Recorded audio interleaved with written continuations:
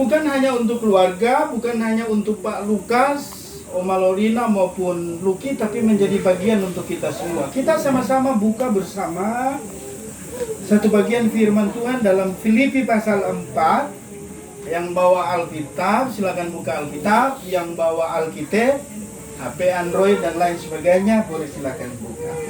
Kita akan baca bersama-sama. Satu ayat saja. Filipi pasal 4 ayat 4. Ini karena ada angka di cookies, toh? Jadi berkaitan dengan angka 4. Karena ada 4 angka, 7 ada 2 dan 1, 4. Filipi pasal 4 ayat 4, hitungan yang ketiga, kita baca bersama-sama. 1, 2, 3. Bersukacitalah senantiasa dalam Tuhan. Sekali lagi katakan bersukacitalah. Iya. Bapak Ibu, saudara-saudara yang dikasihi Tuhan, saya punya terjemahan Alkitab yang lain, yaitu terjemahan TSI yang diterjemahkan oleh Yayasan Al-Bata. Ya, saya akan bacakan terjemahan yang diterbitkan oleh Yayasan Al-Bata ini. Demikian firman Tuhan berkata, bersukacitalah selalu karena kalian sudah bersatu dengan Tuhan.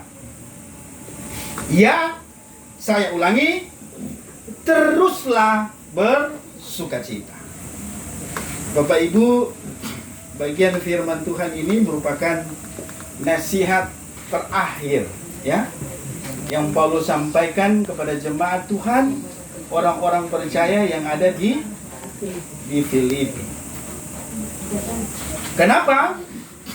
Karena sebagai orang yang percaya kepada Kristus, orang yang percaya kepada Tuhan sebagai Tuhan dan Juru Selamat, orang yang percaya kepada Yesus sebagai Tuhan dan Juru Selamat, kehidupan mereka pada waktu itu bukan kehidupan yang seperti kita saat ini. Kenapa? Karena mereka ada dalam satu tekanan yang luar biasa. Mereka dikejar, mereka harus bersembunyi di satu tempat. Bahkan mereka kalau mau menyembah Tuhan itu tidak boleh ada yang tahu, tidak boleh ada yang lihat, karena mereka dikejar-kejar oleh tentara Romawi. Kenapa? Karena mereka akan dibunuh. Tapi satu hal yang luar biasa, karena Paulus katakan kepada jemaat di Filipi, sekalipun dalam kondisi itu, Paulus katakan apa? Bersukacitalah karena kalian sudah bersatu dengan Tuhan. Dengan secara sederhana berbicara begini, bersukacitalah karena kalian percaya kepada Tuhan kita Yesus Kristus. Ketika kita mengimani Kristus, maka iman kita itu yang harusnya membuat kita bersukacita. Kenapa kita bersukacita? Karena kita percaya kepada Tuhan. Kenapa bukan sukacita karena lain? Kenapa kita harus bersukacita? Karena kita sudah di dalam Tuhan. Kenapa kita bersukacita? Karena kita sudah satu dalam Tuhan. Bukan hanya kita bersukacita karena ya genap usia 77 tahun. Bersukacita karena usia 21 tahun. Oma Lorina kemarin tanggal 64. Kenapa bukan bersukacita karena itu? Karena dalam firman Tuhan yang lain dikatakan, kalaupun kita punya isi dunia ini, tapi kalau kehidupan kita itu binasa, artinya hidup kita di luar Tuhan, maka sia-sia, tidak ada sukacita. Itulah kenapa Paulus katakan kita harus bersukacita. Dan sukacita orang-orang yang ada di dalam Tuhan bukan karena dia harus mendapatkan berkat secara jasmani. Sekalipun ya, tidak boleh kita pungkiri, kalau kita dapat berkat secara jasmani, bersyukur enggak? Pastilah, enggak ada orang yang enggak bersyukur kalau dia dapat berkat lebih, bertambah usia, setahun, sehat-sehat, bersukacita. Sakit saja kita bersukacita, apalagi sehat. Tetapi bukan di situ tumpuan sukacita kita. Tumpuan sukacita kita tuh ada indikator pengukurnya, ada ukurannya. Ukurannya apa? Di dalam Tuhan. Orang-orang yang bersukacita di dalam Tuhan itu seperti apa? Sederhananya itu seperti yang Lukas. Ini orang Opa Lukas ya ulang tahun. Toh? Orang Opa Lukas yang ulang tahun, orang mesti dengar nih Opa Lukas ada bilang apa. Iya toh? Bukan Opa Lukas yang wetu baware. Artinya rasul kita, iya toh? Lukas pasal 10 ayat 20. Silakan yang sudah menemukan boleh bagikan bagi kita semua.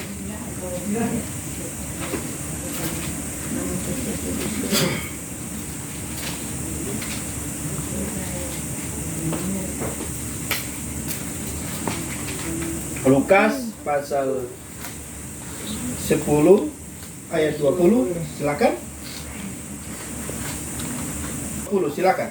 Lukas 10 ayat 20 bunyinya, namun demikian janganlah bersukacita karena roh itu takluk kepadamu, tetapi bersukacitalah karena namamu ada terdaftar di surga. Iya. Jadi inti sukacita orang-orang yang percaya kepada Tuhan, inti sukacita orang-orang yang sudah bersatu dengan Tuhan, inti sukacita orang-orang yang ada di dalam Tuhan, bukan karena hal-hal yang lahiriah, tapi hal-hal yang rohani. Apa? Namanya sudah terdaftar di surga. Jadi kesian, sangat sedih rasanya kalau kita orang-orang yang mengaku percaya kepada Tuhan Yesus sebagai Tuhan dan Juru Selamat, tapi tidak yakin kalau namanya ada di surga. Itu sangat sedih sekali. Artinya dipertanyakan imannya. Iman bagaimana yang Anda miliki itu, yang percaya Yesus sebagai Tuhan dan Juru Selamat, tapi tidak yakin kalau namamu ada di surga? Iya. Sebagai orang yang percaya, kita harus yakin bahwa nama kita ada terdaftar di surga. Ada di sini yang belum yakin DP nama sudah di surga? Atau semua sudah yakin? Amin? Amin. Ya, aduh, mau bilang amin, aduh, rupa ragu. Betul-betul ini terdaftar di surga. Bapak Ibu saudara-saudara, iman kita semua, keyakinan kita semua yang menentukan langkah hidup kita selanjutnya. Kalau kita mengimani bahwa nama kita ada di surga, firman Tuhan katakan ya dan amin. Karena yang membuat nama kita terdaftar di surga bukan kita, bukan orang tuh pinjam ballpoint pilot, kompi tulis itu di buku kehidupan supaya orang penama ini mau ada, ndak. Yang tulis orang penama di surga itu siapa? Tuhan Yesus Kristus. Lewat apa? Lewat kematiannya di atas kayu salib. Darahnya yang begitu mahal sudah tertumpah untuk apa? 1 Petrus pasal 3 bilang apa? Ayat 18, untuk menghapus segala dosa kita. Roma 5 ayat 19 dikatakan untuk membenarkan kita. Ibrani 10 ayat 10 katakan untuk menguduskan kita. Jadi yang membuat kita jadi kudus, yang membuat kita jadi benar, yang mengampuni segala dosa kita bukan diri kita, tetapi Yesus. Kalau orang percaya itu tuh Efesus pasal 1 bilang apa? Efesus pasal 1 ayat 13, coba baca. Karena kamu telah mendengar firman kebenaran, yaitu Injil keselamatanmu, di dalam dia kamu juga ketika kamu percaya dimeterai dengan Roh Kudus yang dijanjikannya itu. Saya baca terjemahan TSI. Sebab ketika kalian mendengar ajaran yang benar, yaitu kabar tentang keselamatan melalui Kristus, kalian percaya kepadanya. Lalu sesuai janjinya, Allah memberikan Roh Kudus kepada kalian sebagai tanda bahwa kalian sudah menjadi miliknya. Kalian sudah menjadi milik Kristus, artinya kalian sudah berada di dalam Tuhan, artinya kalian sudah bersatu dengan Dia. Itu dasar sukacita kita. Jadi bukan usia 77 tahun, bukan usia 21 tahun. Kalau kita bersyukur hanya karena usia 77 tahun, ukuran dunia pun melakukan hal yang sama. Artinya, orang tidak ada beda dengan dunia ini berarti. Kalau kita bersyukur hanya karena kita usia 21 tahun, sukacita kita itu tidak ada berbeda dengan sukacita dunia. Tapi yang jadi penentu hidup kita adalah kalau kita bersukacita, Tuhan terima kasih. Saya boleh sampai usia 77 tahun. Saya boleh capai usia 21 tahun. Karena nama saya ada terdaftar di surga. Karena nama saya sudah terdaftar di surga, itulah yang membuat saya bersukacita. Sehingga 77 tahun kesempatan yang Tuhan berikan bagi saya mau menjadi apa? Menjadi saluran berkat untuk orang-orang yang belum tahu namanya sudah terdaftar di surga. Itu sukacita. Jadi Bapak Ibu Saudara-saudara, ketika kita boleh hadir di tempat ini, setelah pulang dari tempat ini, sampaikanlah bahwa saya sudah punya keyakinan nama saya ada terdaftar di surga. Kalau saudara belum yakin saudara punya nama terdaftar di surga, itu sama halnya dengan saudara mengatakan, saya tidak percaya Yesus. Karena Yesus satu-satunya, bukan salah satu. Yesus satu-satunya jalan ke surga. Yesus bilang apa? Tidak ada seorang pun yang dapat pergi kepada Bapa tanpa melalui aku. Jadi kita bisa sampai ke surga melalui siapa? Melalui Yesus. Jangan orang bilang, "Aduh, tidak begitu Bapak." Betul orang beriman, tapi untuk pergi ke surga, orang mesti tambah dengan itu perbuatan baik. Betul begitu? Kira-kira? Kalau ada orang bilang begitu, Pak Tor. Orang mesti berbuat baik, mesti rajin berbuat baik. Kalau nyanda, sampai di surga orang. Kalau di tengah jalan suruh pulang. Alkitab tidak pernah memberikan rumus seperti itu. Itu bukan rumus yang benar. Kalau tadi dikatakan Efesus pasal 1 ayat 13, ajaran yang benar, itu bukan ajaran yang benar. Kalau ada orang yang menyampaikan bahwa selamat ke surga dengan berbuat baik, itu bukan ajaran yang benar. Kenapa? Karena Efesus pasal 2 ayat 8 bilang apa? Saya minta salah seorang membacanya. Boleh dibagikan supaya lebih cepat yang punya Android. Efesus pasal 2 ayat 8.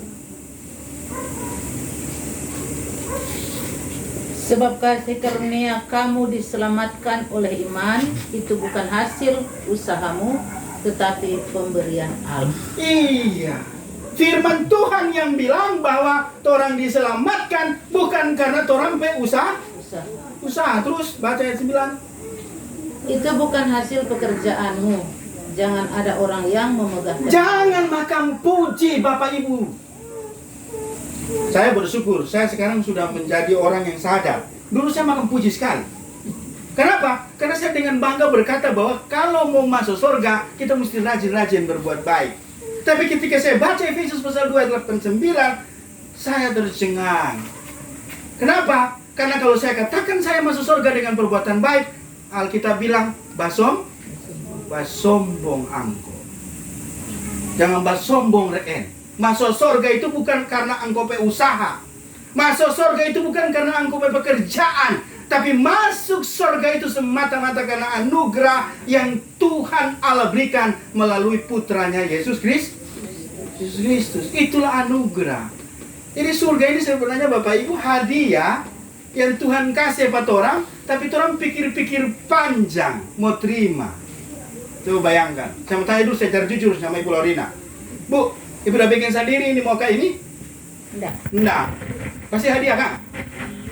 Iya, pasti hadiah orang kasih. Tolak Bu?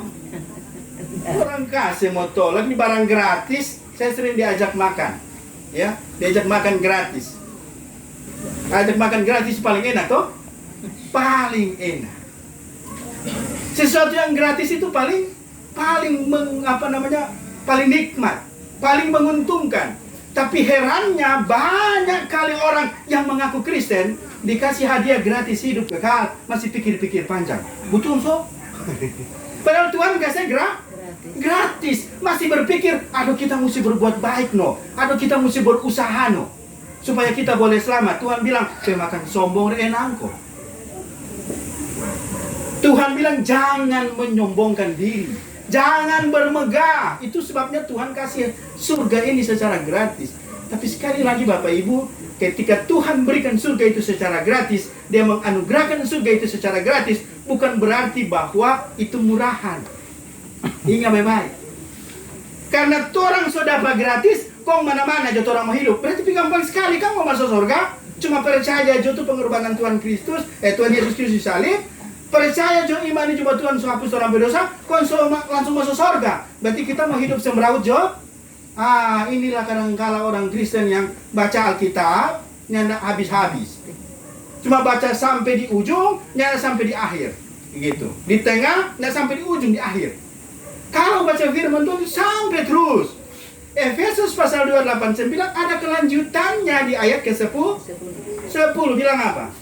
Karena kita ini buatan Allah, diciptakan dalam Kristus Yesus untuk melakukan pekerjaan baik yang dipersiapkan Allah sebelumnya. Ia mau supaya kita hidup di dalam. Itu dia. Kalau kita sudah mengimani anugerah Allah, kita percaya bahwa nama kita sudah terdaftar di sorga, bukan karena orang perbuatan, bukan karena orang usaha. Setelah orang imani itu, Allah mengaruniakan, memeteraikan Roh Kudus di dalam hati kita, baru kita bisa sanggup berbuat baik. Iya. Tidak ada seorang pun manusia di dunia ini yang bisa berbuat baik kalau dia belum imani ini dia. Jadi jangan putar. Berbuat baik dulu, kasih bagus dulu, baru imani, masuk surga. Enggak. Tuhan bilang, terima dulu ini surga. Kalau engkau sudah terima ini surga sebagai anugerah, sebagai pemberian Allah, kalau engkau sudah yakin engkau pasti masuk surga, baru napa? Berbuat baik supaya engkau dapat upah di surga. Jadi perbuatan baik kita bukan mengarahkan kepada keselamatan, bukan Bapak Ibu. Itu ajaran yang salah. Itu ajaran yang keliru. Kalau saudara Bapak Ibu masih ada malam hari ini yang berpikir seperti itu, bertobat. Ya, bertobat. Perbuatan baik kita tidak menentukan jalan keselamatan kita. Tapi perbuatan baik kita menentukan seberapa besar sukacita kita di surga. Sehingga kita sudah bersukacita di bumi karena nama kita terdaftar di surga, sampai pulang ke surga karena kita hidup di dalam perbuatan baik, kita pun bersukacita karena kita punya upah yang besar di surga. Saya percaya keluarga Betu Bawari, Pak Lukas, Om Alodina adalah orang-orang yang mengimani bagian firman Tuhan ini. Orang-orang yang meyakini namanya terdaftar di surga. Dan oleh karena itu mereka bersukacita. Dan sukacita itulah yang mengundang kita semua hari ini. Bukan hanya mereka, tapi kita semua yang hadir malam ini turut memancarkan sukacita pemeliharaan Tuhan dalam kehidupan keluarga, secara khusus keluarga Betu Bawari, bahkan secara menyeluruh untuk kita semua. Amin. Amin. Kita harus amini itu. Karena kita mengimani pengorbanan Kristus. Kalau masih ada orang di luar sana yang belum mengimani bagian firman Tuhan ini, sampaikanlah. Mari imanilah ini anugerah Tuhan ini. Keselamatan itu anugerah Tuhan yang diberikan secara cuma-cuma, menjadi bagian kita kalau kita mau mengimani. Dan kalau ketika kita sudah mengimani bagian firman Tuhan ini, penuhilah kehidupan kita dengan perbuatan baik. Hidup di dalam perbuatan baik. Sekali lagi, hidup di dalam perbuatan baik bukan supaya kita selamat, tapi kita hidup di dalam perbuatan baik sebagai rasa syukur kita kepada Allah karena Tuhan sudah menyelamatkan kita.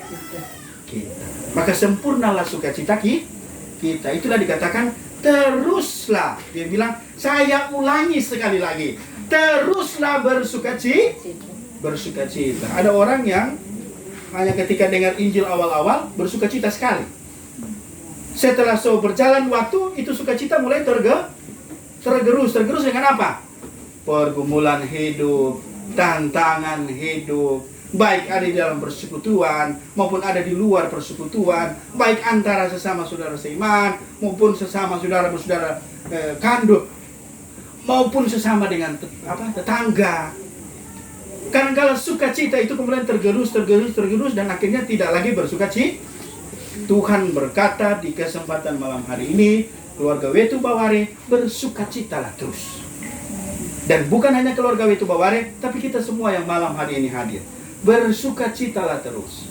Bersukacita. Karena nama kita sudah terdaftar di surga. Mari kita tunduk kepala, kita berdoa.